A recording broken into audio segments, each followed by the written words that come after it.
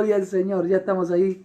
Le decía yo la historia de Eliseo, hermano, y hay algo aquí que a mí me ha llamado mucho la atención, y yo he titulado esto La exigencia de Dios. Hay algunas cosas que son claras en la Biblia, pero para algunos predicadores se nos han hecho difíciles de entender, porque los predicadores comparamos entre un mensaje y otro, entre una enseñanza y otra, y eso a veces nos ha llevado quizás a confundirnos. Pero yo he entendido algo de la Biblia, y es que toda la escritura es inspirada por Dios y es útil para enseñar. Y cada enseñanza, hermano, cada historia bíblica, cada vivencia de estos hombres y mujeres, algunos que sirvieron a Dios y otros no. Mire lo que estoy diciendo. Vivencias de hermanos y de hermanas. Pero me refiero, cuando digo hermanos y hermanas, a quienes en este tiempo servimos a Dios, y a los profetas, a los apóstoles, a los jueces, a los reyes, hombres y mujeres que sirvieron al Señor. Ellos son nuestros hermanos. Pero la Biblia es sorprendente porque la Biblia nos revela también a personas que recibieron algún bien de Dios, que recibieron una sanidad de Dios, y que al parecer estas personas no tenían conocimiento del Señor.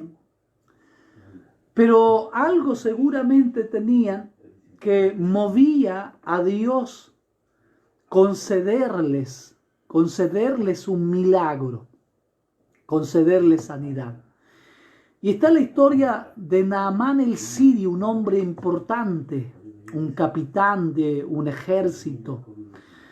Hermano, y la Biblia dice que este hombre, aunque era un hombre muy importante, un hombre bajo mucha autoridad, un hombre que tenía mucha honra, este hombre era un leproso. Y este leproso necesitaba obviamente ser curado, necesitaba ser sanado. Y Dios, hermano, es un Dios tan bueno que no hace acepción de personas Él. Nosotros sí. Y el problema es cuando nosotros hacemos acepción de personas, inmediatamente comenzamos a hablar mal de las personas, valga la redundancia. Mas Dios no quiere que hagamos eso. No estamos acá para juzgar, ni criticar, ni amenazar, ni hablar mal unos de otros. No hace bien eso. Siempre lo he enseñado. Me gusta hacer énfasis en eso. Siempre he dicho que el pelear es pérdida de tiempo. El hablar mal de la gente, el escribir mal, con negativismo, con odio, con rencor, le hace mal a la gente. Eso no sirve de nada. Más el hablar del amor de Jesús hace bien a la humanidad. Pero los mismos que hablamos del amor de Dios muchas veces a través de sus propias palabras, de lo que transmiten, dejan ver odio y rencor. Pero Dios, hermano, insisto, es un Dios lleno de amor, un Dios compasivo, dice la Biblia. Un Dios misericordioso. Me encanta y siempre también digo esto. Un Dios que se duele del castigo de los hombres. Mire eso. Un Dios que se duele del castigo de los hombres. Dios no está feliz en el cielo, hermano, diciendo y riéndose de esta humanidad, de ver cómo la gente se muere, cómo la gente agoniza en un hospital. No, Dios no está feliz. Yo no creo en ese Dios. Aunque Dios no se goza en la maldad, dice la Biblia. Y es verdad, Dios no se goza de la maldad de los hombres. Ese mismo Dios, hermano, la Biblia dice que Él tiene cuidado de los hombres. Él no se goza del dolor de alguien. Creo que Él tampoco se gozó de ver a su único hijo padecer todo lo que padeció en la cruz del Calvario. Por eso el Señor viene y da oportunidades al hombre. Por eso viene el Señor y sale al encuentro del hombre. Y me conmueve hasta lo más profundo de mi corazón decirles esto. Hay un pasaje en uno de los salmos que dice: saliste a mi encuentro con bienes. Me hace llorar eso. Perdónenme.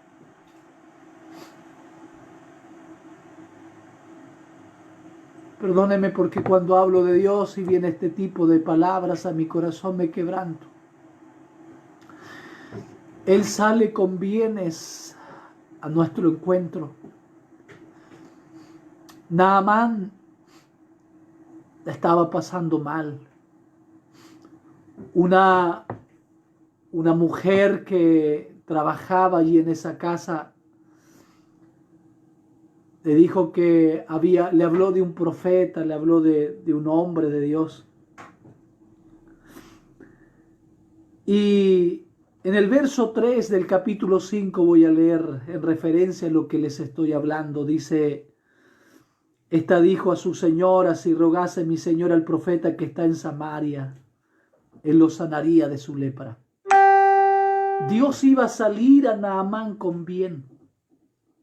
Y usa una muchacha, una trabajadora de ella, para decirle a su señora y que su señora le dijera a su marido: si rogases al profeta que está en Samaria, él te sanaría. Escuche, él te sanaría de tu lepra.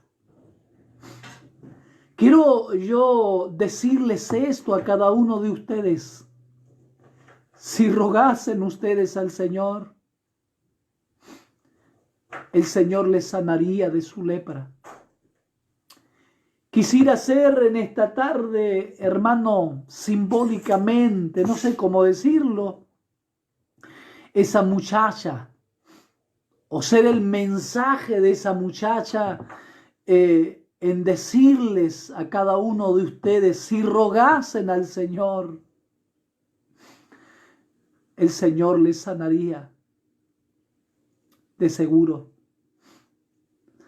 Porque Dios, insisto, es amor.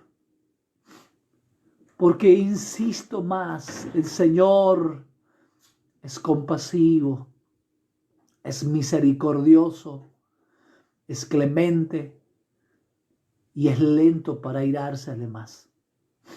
Este Naamán se hace una idea del profeta y alistó, hermano, alistó un grupo de personas, unos sirvientes, alistó también, pidió carta de hecho al rey de Siria para poder ir hasta allí, hasta Israel, y le envió esta carta. Pero voy a avanzar rápido mejor y voy a irme allá más o menos al verso 8 más o menos, cuando la Biblia dice así: cuando Eliseo, el varón de Dios, dice, oyó que el rey de Israel había rajado sus vestidos por la carta que le había llegado, que el rey de Siria le estaba mandando a Naamán. Él dijo: ¿acaso yo soy Dios que pueda sanar a este hombre? Y rajó sus ropas. Y Eliseo se enteró de eso y dice, cuando Eliseo oyó, dice, que el rey había rajado sus vestidos, le envió a decir al rey: ¿por qué has rajado tu vestido? Venga ahora a mí y sabrá que hay profeta en Israel. Quiero que mire la confianza por un momento del profeta. Él se entera que hay alguien que necesita sanidad. Su rey, su presidente, podríamos decir en este tiempo, no sabe qué hacer porque le han enviado una carta. Otro rey le ha enviado una carta: te estoy enviando a mi general. Y él dice: ¿acaso soy Dios para sanarlo? Él sabe que no tiene poder para sanarlo y rajó sus vestidos. Y se entera este profeta, dice: tráiganlo acá, dice, envíenmelo a mí, háganmelo ahora llegar, y sabrá que hay profeta en Israel. El verso 9 dice: y vino Naamán con sus caballos, con sus carros, y se paró, dice, a las puertas de la casa de Eliseo. Atención con esto. Naamán viene a las puertas del profeta Eliseo. Alguien seguramente le dijo, o el rey, alguien le dijo: no, tienes que ir directamente a la casa del profeta. Fue a la casa del profeta, se paró afuera del profeta con sus caballos y con todo lo que él traía. Entonces el verso 10 va a transmitirnos una palabra acá. Yo dije al comienzo, la exigencia de Dios. Y dice así: entonces Eliseo le envió un mensajero desde adentro de la casa, le envió un mensajero a Naamán y le dice de esta manera: ve y lávate 7 veces en el Jordán y tu carne se te restaurará y serás limpio. Y aquí está el título, aquí nace en mi corazón el título de este mensaje: la exigencia de Dios para recibir un milagro. Sí, no sé si me escucha bien allá, pero me gustaría que me enviara un amén si me está escuchando lo que estoy tratando de predicarles y de enseñarles. Le invito también a compartir o avisarle al resto de los hermanos que hay una palabra de Dios para usted. Allí está Naamán fuera de la casa esperando que el profeta salga, que el profeta lo toque para sanarlo. Y la Biblia dice que lo único que hace el profeta Eliseo es lo que hacen algunos pastores. Le envía un diácono al hermano que está enfermo para que ore por él. Pero ese enfermo quiere que su pastor vaya y lo toque y lo unja y le ponga las manos encima y lo sane. Pero hay pastores que entienden lo que es la autoridad delegada. Cuando Jesús habla allí y dice: yo digo a este que venga y digo a otro haz esto y lo hace. Eso se llama autoridad delegada.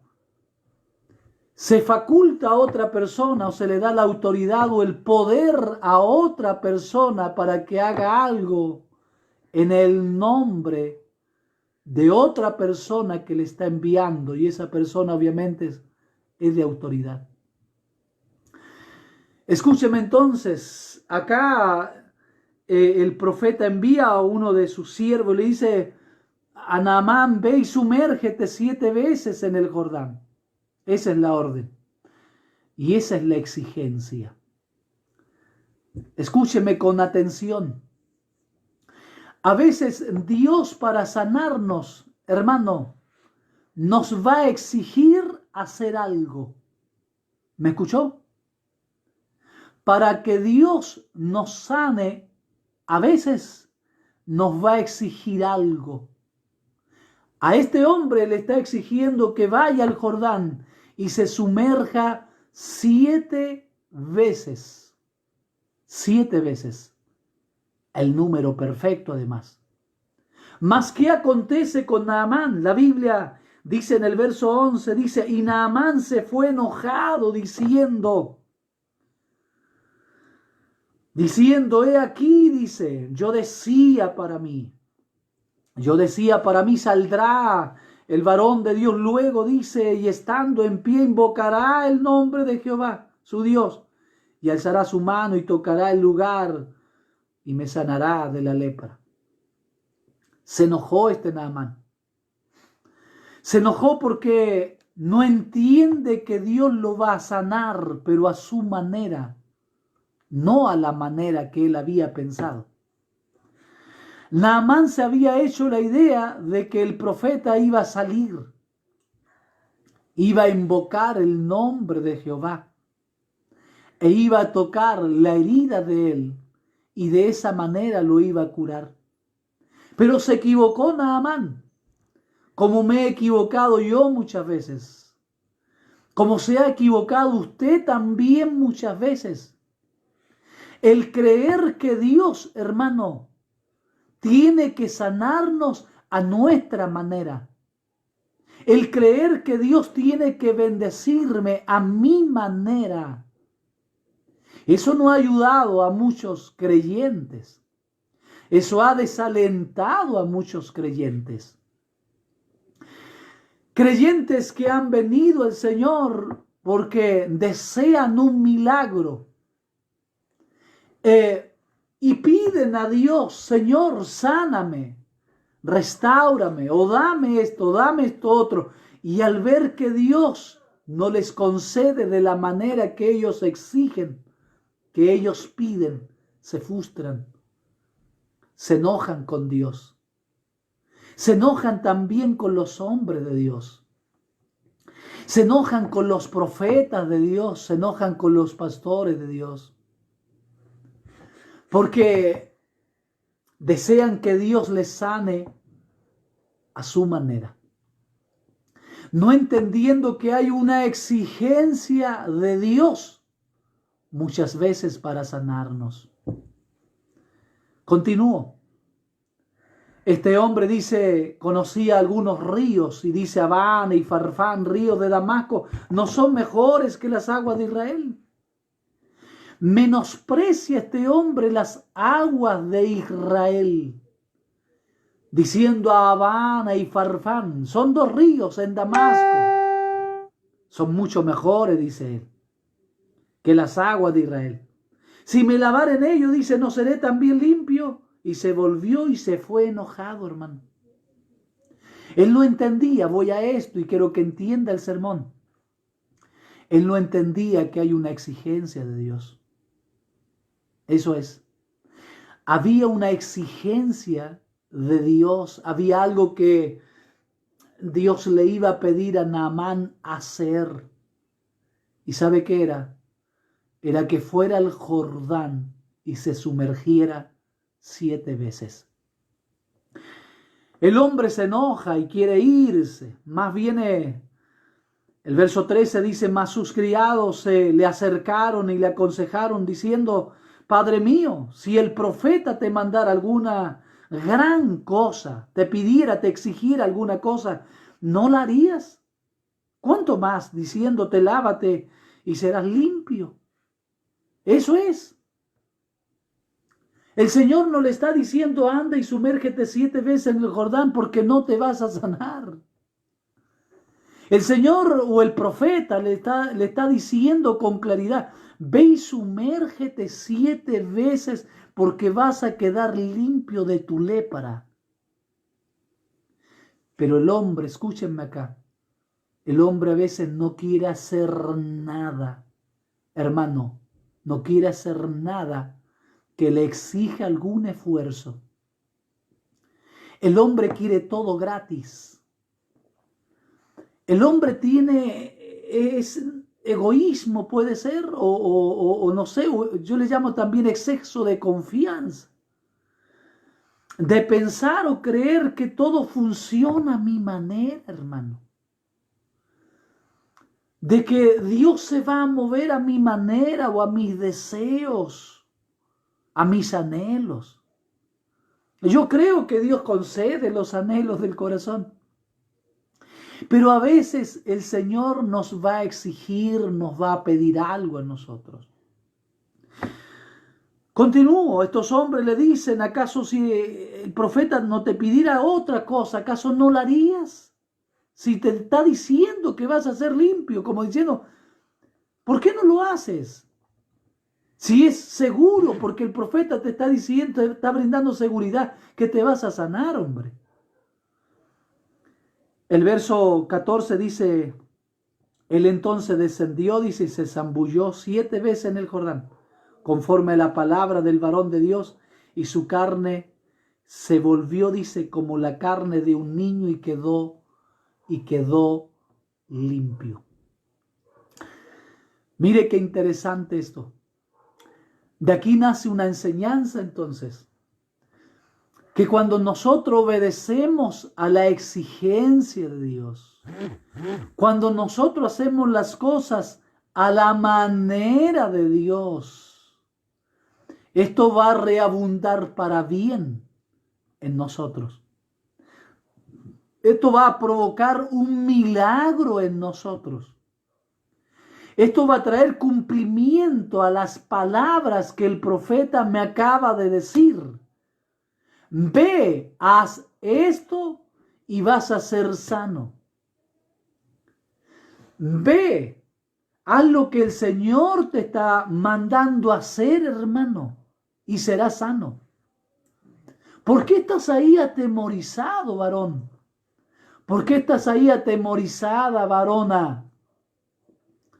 ¿Por qué estás ahí arruinado, asustado?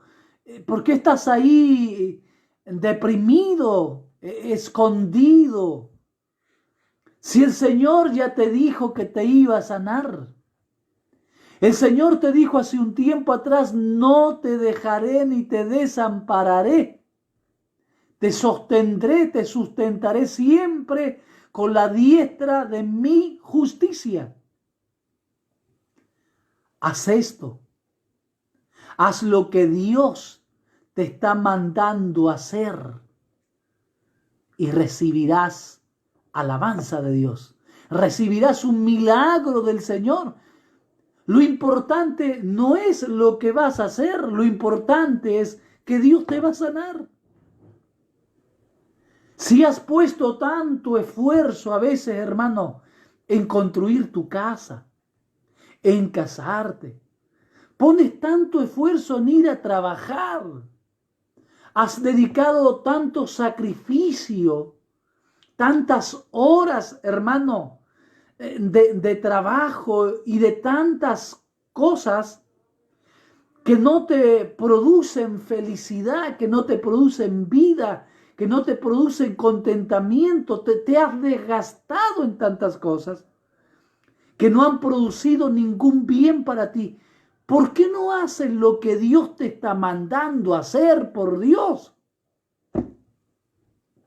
No es que esté enojado, pero por Dios, hermano, que hay gente que es como Naamán, que en vez de alegrarse que el profeta te mandó a su siervo, es como cuando un pastor manda a un diácono a visitar a alguien y esa persona va y se enoja y dice, bueno, yo esperaba al pastor. ¿Tan especial eres? A veces el pastor no podrá ir. A veces el profeta no podrá invocar a Dios por ti. A veces ese hombre de Dios estará en otros quehaceres.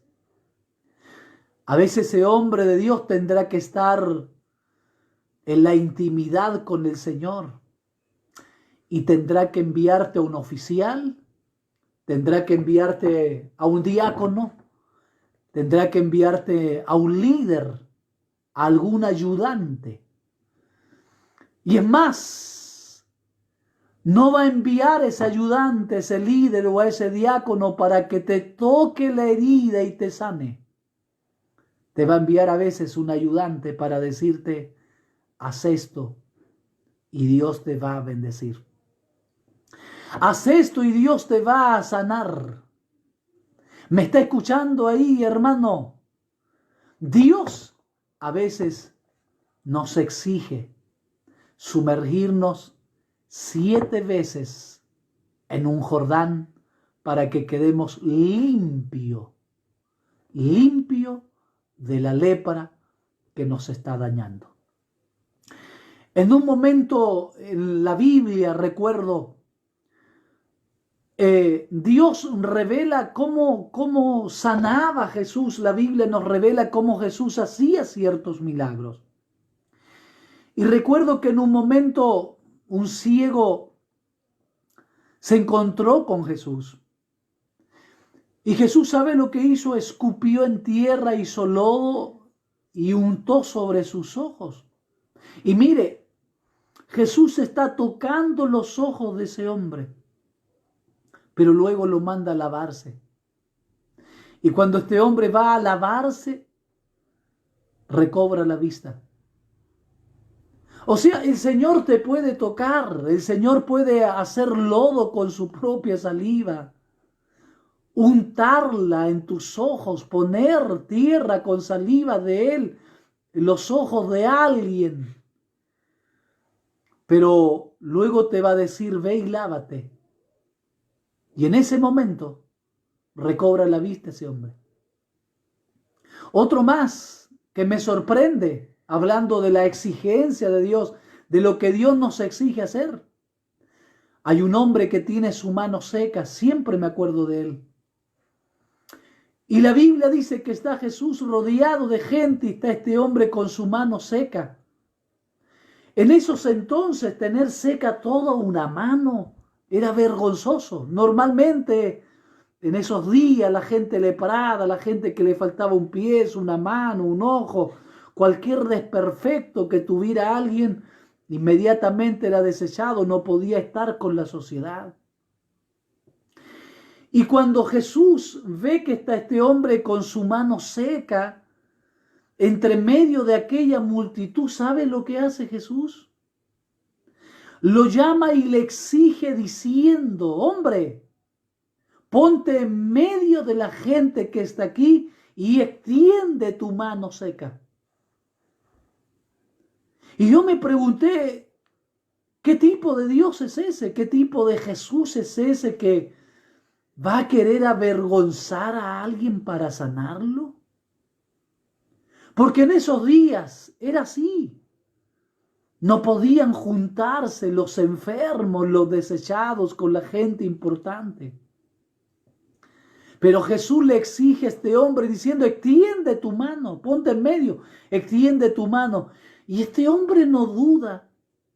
Este hombre se pone en medio de esa gente, extendió su mano seca, todos la vieron que tenía su mano seca.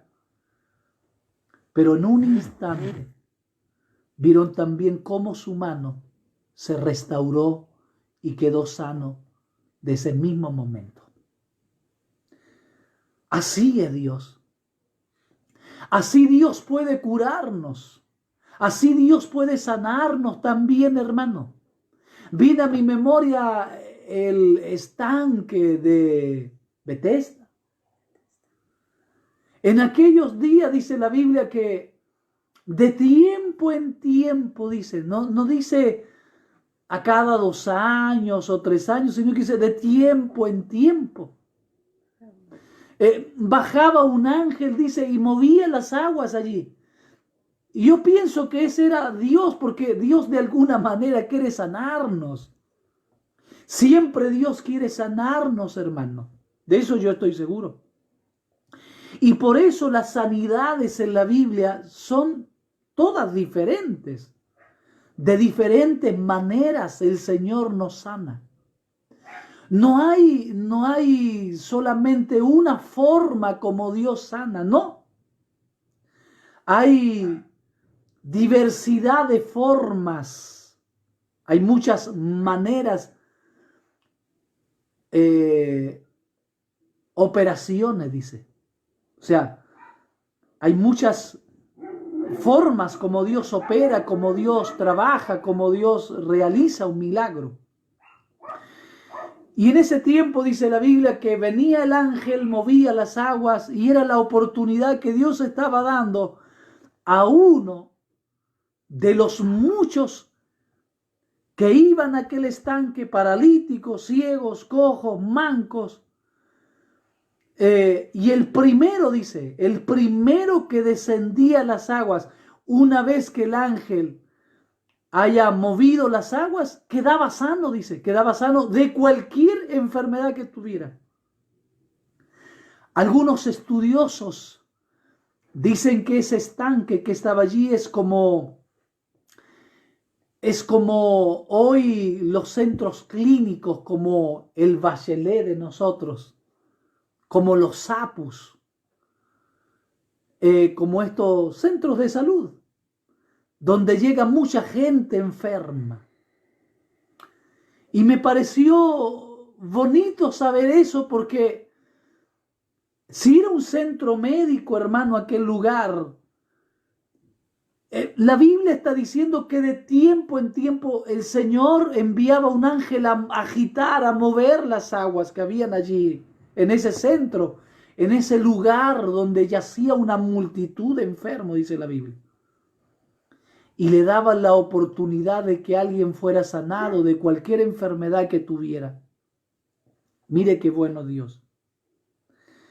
Entonces Dios quiere sanarnos a nosotros, pero en esa sanidad que Él quiere brindarnos, el Señor a veces nos va a exigir extender la mano delante de una multitud, ir y lavarnos después que Él mismo nos toca, meternos a las aguas después que el ángel haya agitado esas aguas, o como Naamán, que debe ir a un Jordán, que el agua está un poco contaminada, un poco sucia, y además sumergirse allí 7 veces para recibir su milagro. Insisto, no debiéramos nosotros enfocarnos, hermano, en el método o en la forma o en lo que Dios nos está exigiendo hacer para sanarnos, sino que debiéramos enfocarnos en que Dios nos va a sanar, hagamos lo que hagamos, de acuerdo a lo que Dios nos está mandando a hacer. A eso me hago referencia. Y no enojarnos por lo que Dios nos exige hacer. Yo quiero animarles a cada uno de ustedes a confiar en el Señor. Y si alguna cosa mayor Dios te demandara estos días, obedécele. Porque en esa demanda que Dios te haga, en esa exigencia que Dios te haga, escúcheme bien, va a ser para curarte, va a ser para sanarte, va a ser para libertarte el Señor. Porque Dios es bueno, dice la Biblia, y para siempre son sus misericordias. Termino ya el sermón, o cierro un poco el sermón, haciéndoles saber de que en la Biblia también hay otras exigencias, como cuando Dios le habla a Abraham en algún momento y le dice que se fuera de su tierra y de su parentela a una tierra que Él le iba a mostrar, y que en esa tierra Dios le iba a multiplicar y a bendecir, y sería padre de muchedumbre de gente. Exigencia de Dios. Recuerdo cuando Dios le exige en un tiempo tan difícil a Noé construir un arca, solo con sus hijos, hermano. Una tremenda arca.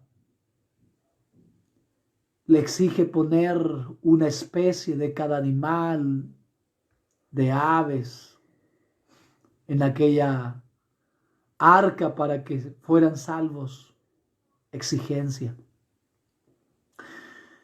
Me sorprende cuando Dios sale al encuentro de Moisés y le exige regresar a Egipto, sabiendo que Moisés venía de huir de Egipto.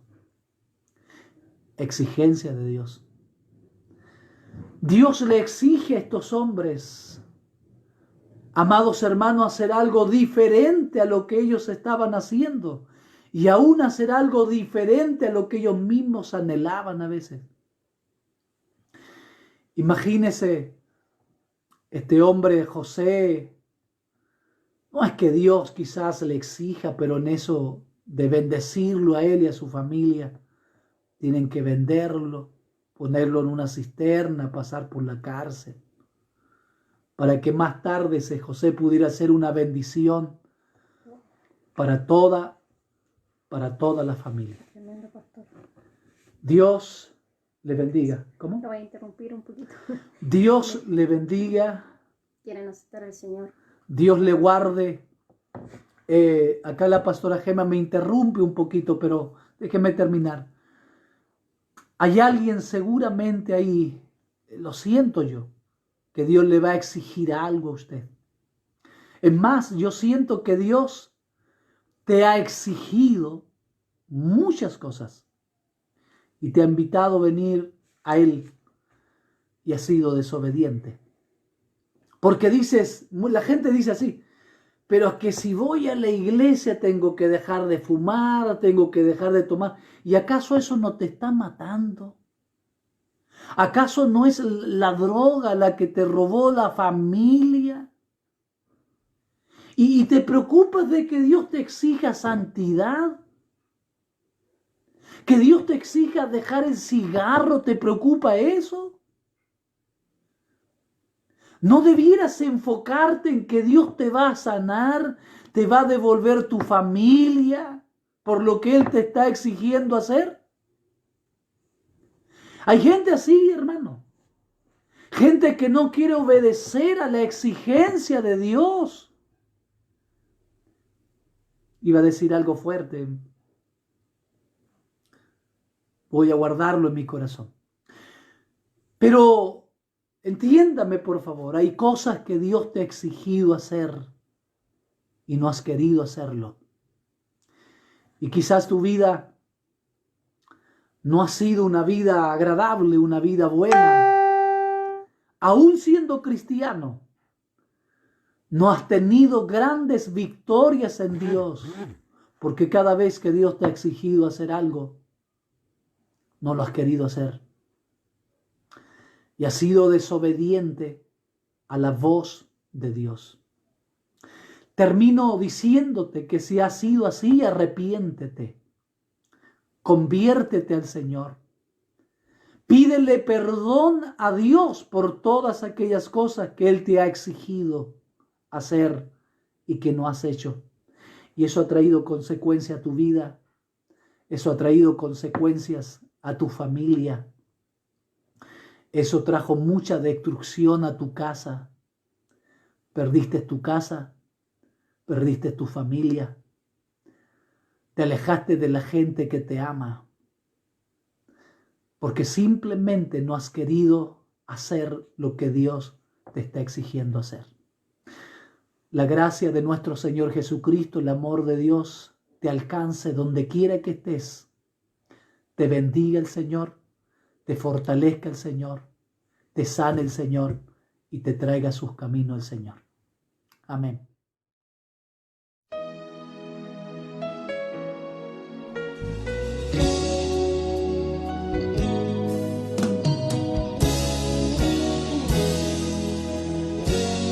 Yo quiero más de ti.